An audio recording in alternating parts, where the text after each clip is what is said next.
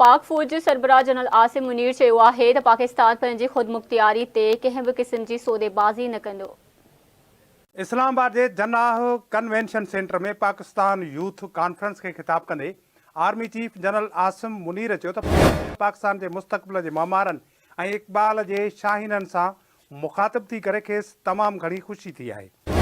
हुन चयो त पाकिस्तान के ठाहिण जो मक़सदु इहो त असांजो मज़हब तहज़ीब ऐं सक़ाफ़त हर लिहाज़ खां हिंदुनि खां मुख़्तलिफ़ आहे। हुन चयो त नौजवाननि खे पंहिंजे वतन क़ौम सक़ाफ़त तहज़ीब तमदुन ऐं पंहिंजो पाण ते बेपनाह एतमाद हुअणु घुरिजे।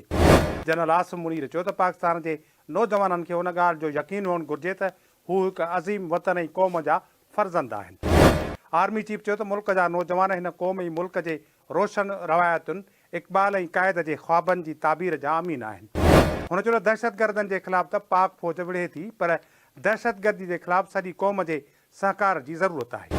आर्मी चीफ चयो त सोशल मीडिया ऐं प्रोपेगेंडा जो मक़सदु बेयकीनी, अफ़रा तफ़री ऐं मायूसी पखेड़णु आहे। हुन चयो त सोशल मीडिया जे ख़बरुनि जी जांच अणटर आहे। जांच ऐं हाकारी सोच खां सवाइ मुआशिरा ॾफेड़ जो शिकार थींदा रहंदा आहिनि।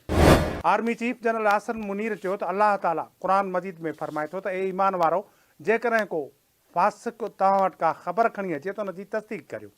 जनरल आसिम मुनीर चयो त पाकिस्तान जी रियासत तैयबा सां हिकु जड़ाई आहे जेका कलमे जे बुनियाद ते क़ाइमु थी।